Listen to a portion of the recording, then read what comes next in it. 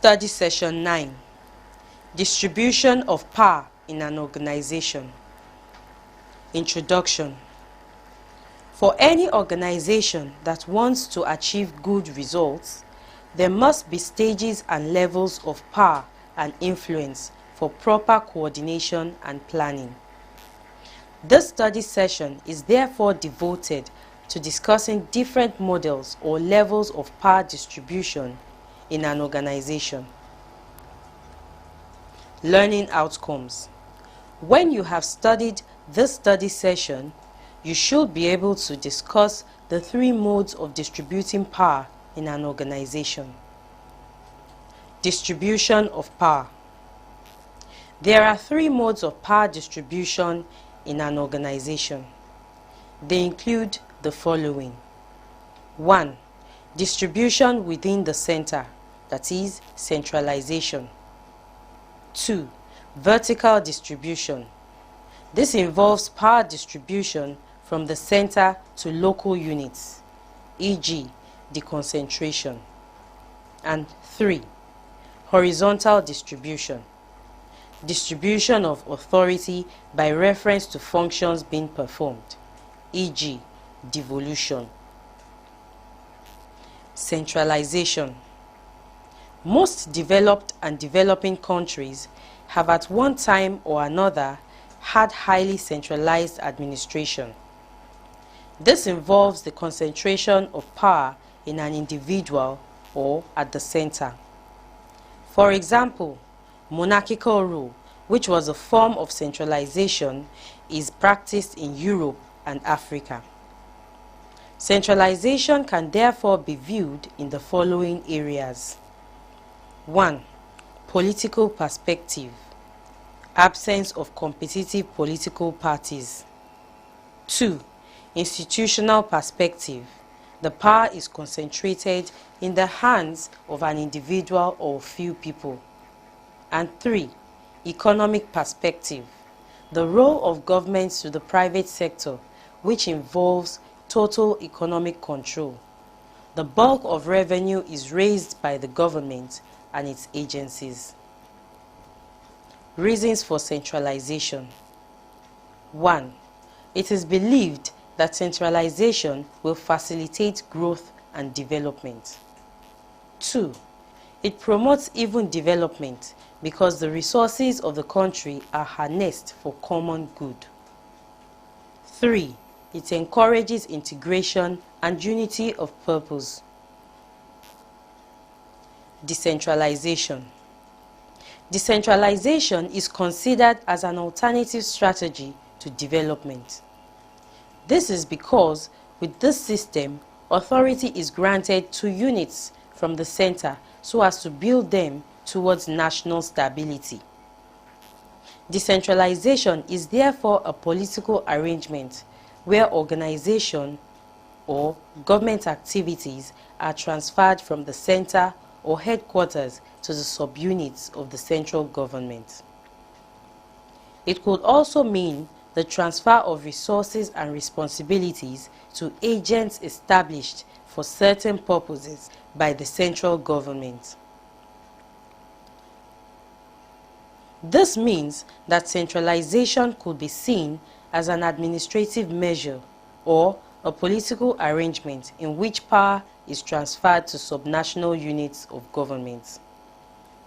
Decentralization is also the delegation of legal and political authority to plan, make decisions, and manage public functions from the central government to the field agencies, area-wide or regional authorities, autonomous local governments, and subordinate units of central government. In a simple term, decentralization is the transfer of power and responsibilities from the central government to the subnational units of government.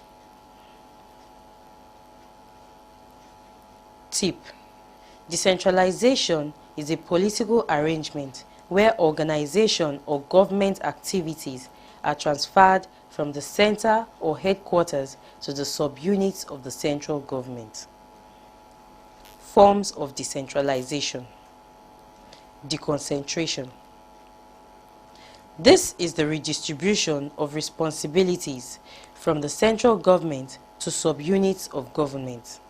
It equally means the transfer of responsibilities in a hierarchical order to the field administrator. It is also referred to as the intra-organizational transfer of power. This is because it involves the transfer of workload from the central government to the field units of central government or local administration. The main objective of deconcentration is to allow the local units take decisions to suit some local exigencies which the central government may not be aware of.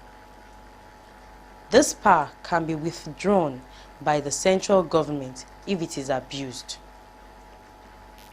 Delegation.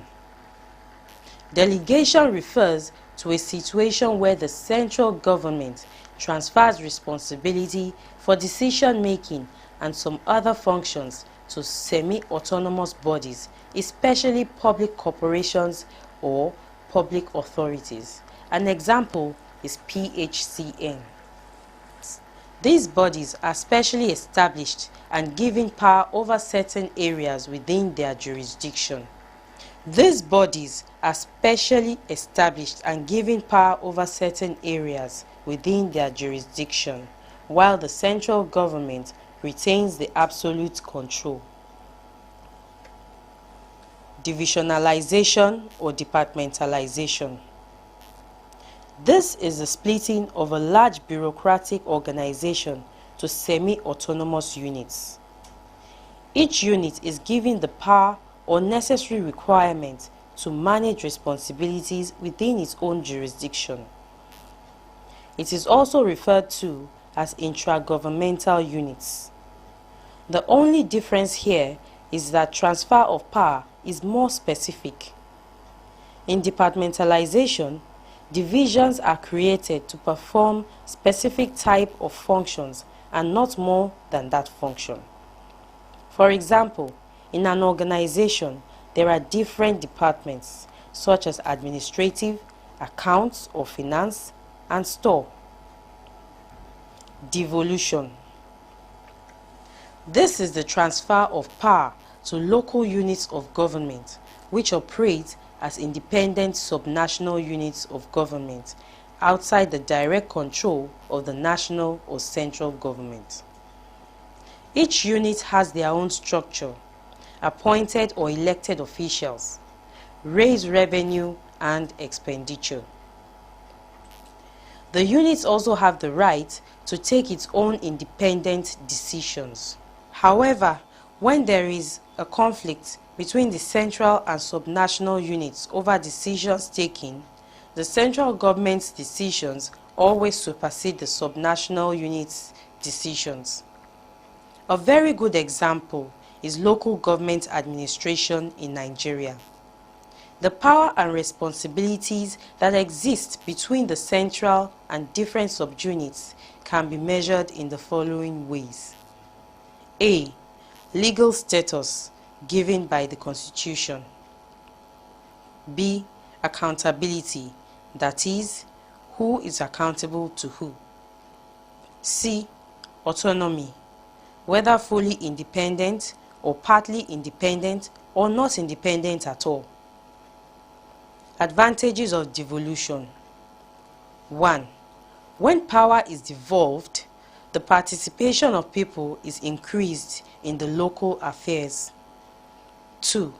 There is an increase in the commitment of the people to the stability of government. 3. It enhances the relevance of the services rendered at the local level in relation to the needs of the people. And 4. It is a good strategy for bringing heterogeneous society together towards nation building and extracting some form of loyalty to the national government. Study session summary. In this study session, you learnt that power is distributed into different stages of bureaucratic organization. The essence of distributing power and responsibilities is to promote efficiency. Power is distributed between units and subunits and can, however, be measured through autonomy, accountability, and legal status. End of study session 9. Thanks.